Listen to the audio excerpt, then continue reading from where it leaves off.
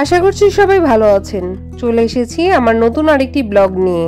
আজকে আমার ব্লগটি হলো হিন্দুদের তীর্থস্থান আদিনাথ মন্দির নিয়ে। এটি কক্সবাজারের মহেশখালী জেলায় অবস্থিত। আমরা এখন চলে আসলাম ৬ নম্বর ঘাট। তো এই ৬ নম্বর ঘাট থেকে মহেশখালী যাওয়া যায়, কিন্তু অন্য কোথাও যেতে পারবেন না। কক্সবাজার শহর থেকে কস্তুরী ঘাট বা মহেশখালীর ৬ নম্বর ঘাট থেকে স্পিড বোট বা লঞ্চ করে মহেশখালী যেতে হয়। স্পিড বোটে সময় লাগে প্রায় ১৫ মিনিট এবং লঞ্চে যেতে সময় লাগে প্রায় ১ ঘন্টা। আমরা 10টার দিকে রওনা দিয়েছিলাম এবং সেদিন ছিল প্রচন্ড রোদ। দেখি দেখি দেখি চেহারাটা দেখি, আবার দেখি আবার দেখি। মহেশখালীর গোরখঘাটা ঘাট থেকে রিক্সা অথবা টমটম করে আদিনাথ মন্দিরে পৌঁছানো যায়। আদিনাথ মন্দির শুধু একটি ধর্মীয় স্থানই নয়, এটি বাংলাদেশের ইতিহাস, সংস্কৃতি এবং সাম্প্রদায়িক সম্প্রীতির এক চমৎকার নিদর্শন। একটা স্পিড বোর্ডে তারা মোট 10 জনকে তুলছিল এবং প্রত্যেকজনের ভাড়া ছিল 30 টাকা করে। কক্সবাজারের আদিনাথ মন্দির বাংলাদেশের অন্যতম বিখ্যাত হিন্দু মন্দির। এটি কক্সবাজার শহর থেকে প্রায় 12 কিলোমিটার দূরে বঙ্গোপসাগরের বুকে অবস্থিত মহেশখালী দ্বীপের মৈনাক পাহাড়ের চূড়ায় অবস্থিত। 20 মিনিট পরেই আমরা মহেশখালীর গোরখঘাটা ঘাটটি দেখতে পেলাম। অনেক দর্শনার্থী মন্দির দর্শনের জন্য এসেছিলেন, কেউ বা এসেছিলেন এখানে ঘুরতে। জলগুলো ছিল স্বচ্ছ টলটলে। তারপরে আমরা একটা টমটম করে আদিনাথ মন্দিরের দিকে রওনা দিই। মাঝখানে পথে এই সুন্দর জায়গাটি দেখে আমরা ফটো সেশনের জন্য নামলাম। নিচে নামতেই আমরা চারিদিকের পরিবেশটা দেখলাম এবং আমাদের কাছে কোয়াইট সিমিলার, এটা সুন্দরবনের একটা ভাইবস, এরকম পরিবেশ মনে হলো। তারপরে কিছুক্ষণ পরেই আমরা রওনা দিলাম আবার মন্দিরের দিকে। এখানে এসে আমরা দেখতে পেলাম স্বর্গীয় পারিজাত গাছটি। মন্দিরের বাইরে বিভিন্ন জিনিস যেমন হলুদ মিশ্রিত বাদাম বিক্রি করছিল। দূর থেকে আমরা মন্দিরের মূল ফটকটি দেখতে পেলাম। বাইরে বিভিন্ন ধরনের পূজার সামগ্রী, ফুল, ডাব, দুধ, ধূপ, মোমবাতি সবকিছু বিক্রি হচ্ছিল। আমরা মন্দিরে পূজা দেওয়ার জন্য কিছু সামগ্রী কিনলাম। মন্দিরে কত? 250 টাকা, এগুলো 200 টাকা, এগুলো 100 টাকা। কোনটা নেব? বললাম না ফুল কোয়ান্টিটি এটা এটা। মন্দিরে পূজা দেওয়ার উদ্দেশ্যে সেদিন আমরা দুজনেই উপাস ছিলাম। এখানে দেখলাম সবাই মন্দিরের জিনিস নিচ্ছে, আমরাও এখান থেকে পূজার কিছু সামগ্রী ক্রয় করলাম। এই মন্দিরটি সমুদ্রপৃষ্ঠ থেকে 288 ফুট উঁচুতে অবস্থিত। শিব ঠাকুরের আরেক নাম আদিনাথ, তার নাম অনুসারেই এই মন্দিরের নামকরণ করা হয়েছে। প্রতি বছর ফাল্গুন মাসে শিব চতুর্দশী তিথিতে এখানে 10-15 দিন ব্যাপী মেলা বসে। এই সময় উপমহাদেশের বিভিন্ন প্রান্ত থেকে হাজার হাজার দর্শনার্থী ও পুণ্যার্থীর সমাগম ঘটে। মন্দিরের সিঁড়ি দিয়ে উঠতে গিয়ে আমরা অনেক সন্ন্যাসীর সমাধি দেখলাম। শিব ঠাকুরের একটি নাম যেমন আদিনাথ, তেমন আরেকটি নাম হলো মহেশ। এই মহেশ অনুযায়ী এই দ্বীপটির নাম করা হয় মহেশখালী। আপনারা মন্দির দর্শন করতে আসলে অবশ্যই 9টার পরে এবং বিকাল 5টার আগে আসবেন, কারণ এর সময়ের পরে এই পাহাড়টিতে উঠতে দেওয়া হয় না। আমাদের এখন আদিনাথ মন্দিরে ঘুরে দেখাবে মিস্টার শ্যামল সরকার।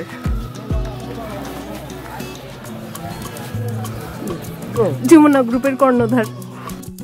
মনে করা হয় আদিনাথ দর্শন না করলে অন্যান্য তীর্থযাত্রার ফল লাভ হয় না। আমরা ধীর পায়ে মন্দিরের দিকে আগাতে থাকলাম। তারপরে আমাদের চোখে পড়ল আদিনাথের মূল মন্দিরটি। অবশেষে 69টি সিঁড়ি বেয়ে আমি মূল মন্দিরে প্রবেশ করলাম। খুব ভালো লাগছিল। আদিনাথ মন্দিরের গোড়াপত্তন সম্পর্কে বিভিন্ন মত প্রচলিত আছে। হিন্দু ধর্মগ্রন্থ রামায়ণ ও পুরাণ অনুযায়ী ত্রেতা যুগে রাম রাবণের যুদ্ধের সময় রাবণ যখন মহাদেবের কাছ থেকে অমরত্ব বর লাভের জন্য শিবলিঙ্গ নিয়ে লঙ্কার উদ্দেশ্যে যাচ্ছিলেন, তখন মৈনাক পাহাড়ে প্রকৃত কর্ম সম্পাদনের জন্য শিবলিঙ্গটি নামিয়ে রাখতে বাধ্য হন। শর্তানুসারে একবার নামানোর পর শিবলিঙ্গটি আর ওঠানো যায়নি। মহাদেব ওই মৈনাক পর্বতের শিখরেই অবস্থান গ্রহণ করেন।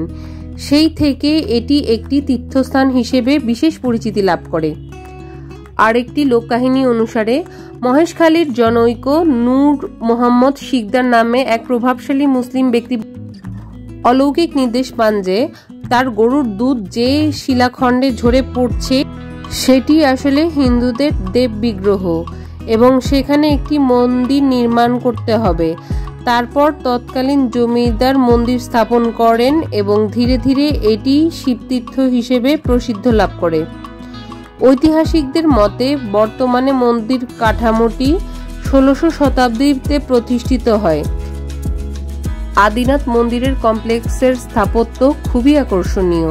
মন্দিরের দৈর্ঘ্য প্রায় 10.87 মিটার এবং প্রস্থ 8.62 মিটার, উচ্চতা 5.93 মিটার। এটি 3 ভাগে বিভক্ত।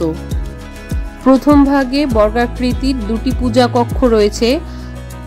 পূর্বের কক্ষে বানলিঙ্গ শিবমূর্তি এবং পশ্চিমের কক্ষে অষ্টভুজা দুর্গামূর্তি স্থাপিত আছে।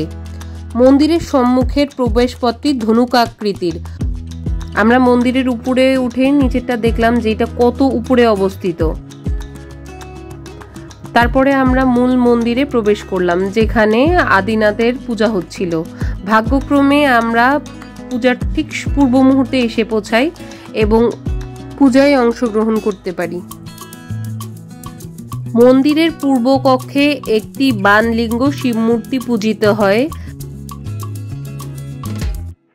আমরা পূজায় অংশগ্রহণ করার জন্য ভিতরে প্রবেশ করলাম। ভিতরে ঢুকতেই কি অসাধারণ একটা শান্তি অনুভব হচ্ছিল। পাশেই ছিল অষ্টভুজা দুর্গা মূর্তিটি। এটি দেবী দুর্গার অষ্টভুজা রূপ।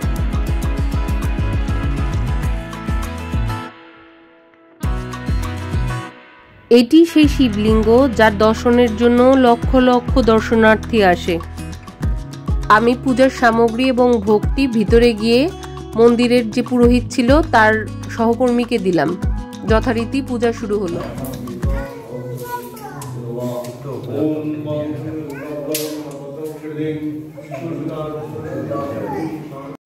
অনেকে মনে করেন মহেশখালীর ইতিহাসের সাথে নাথ সম্প্রদায়ের একটি যোগসূত্র রয়েছে।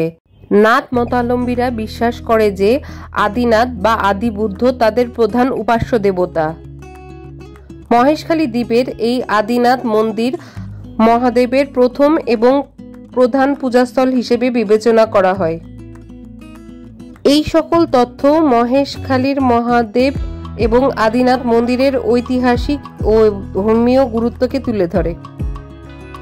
আপনি যদি এই মন্দিরে এসে পূজা দিতে চান তাহলে অবশ্যই মন্দিরের নিচের সিঁড়িগুলোতে যে সকল দোকান আছে যেখানে পূজার সামগ্রী পাওয়া যায় ওখান থেকে ভোগ এবং সকল পূজার সামগ্রী কিনে নিতে পারেন।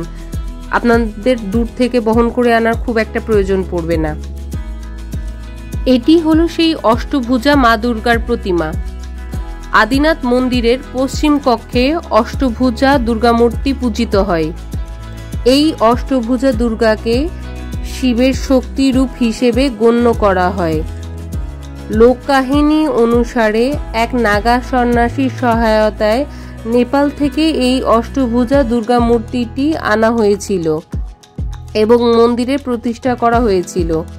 মহেশখালীতে সাধারণত আলাদাভাবে দুর্গা প্রতিমা তৈরি করা হয় না, কারণ বিশ্বাস করা হয় যে স্বয়ং অষ্টভুজা দুর্গার রূপে এই মন্দিরে জাগ্রত অবস্থায় বিরাজমান করছে।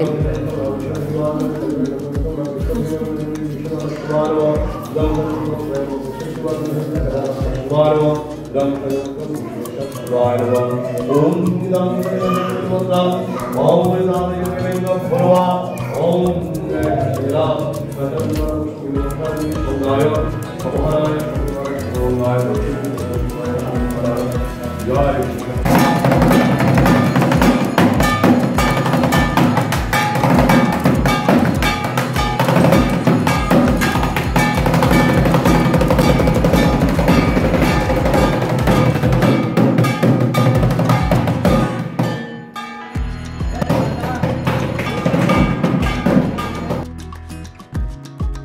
শেষে আমরা মন্দির থেকে বেরিয়ে আসলাম। এখন আপনাদের সাথে আমার সেই ভয়াবহ অভিজ্ঞতার কথা শেয়ার করব। আমাদের এই দিন মহেশখালীর সাথে সোনাদিয়া দ্বীপটিও ঘুরে দেখার কথা ছিল। যেহেতু আমি সোনাদিয়া দ্বীপে আগে কখনো যাইনি, তাই এই সম্পর্কে আমাদের কোনো ধারণা ছিল না। এখানে যে টমটম লোকটিকে আমরা ঠিক করেছিলাম, সে বলেছিল আমাদের যে আদিনাথ হয়ে সে আমাদের সোনাদিয়া দ্বীপে নিয়ে যাবে। তো তার কথা বিশ্বাস করে আমরা তার সাথে রওনা দিই। এখানে প্রত্যেকটি লোক বলেছিল যে আপনাদের যদি সোনাদিয়া যেতে হয় তাহলে একদম সকাল সকাল রওনা দিতে হবে, ভোরের দিকে, প্রায় সকাল 7টার দিকে। আমরা অন্যর কথা না বিশ্বাস করে আমরা সেই টমটম লোকের কথা বিশ্বাস করি। সে আমাদের তার গাড়ি করে নিয়ে যায় সেই সমুদ্র সৈকতের কাছে এবং নিজের পার্সোনাল বোটে সোনাদিয়া নিয়ে যেতে চায়। তখন আমাদের সন্দেহ হওয়াতে আমরা আর যাইনি, ফিরে আসি। তার পরিকল্পনা বিফল হওয়াতে সে খুব ক্ষিপ্ত হয়, আমাদের ঘাটে নামিয়ে দিয়ে 5,000 টাকা দাবি করে। পরে স্থানীয় লোকদের সহায়তায় আমরা এই বিপদ থেকে মুক্তি পাই এবং সকল লোক আমাদের বলে যে আপনারা অনেক বড় বিপদ থেকে বেঁচেছেন।